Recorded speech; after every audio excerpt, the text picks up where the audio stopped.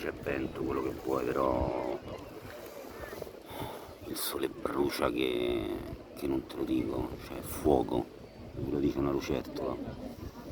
Stasera canto, non le mie canzoni, mi sentirete cantare fino a Roma, in qualsiasi luogo in cui vi troviate in questo momento.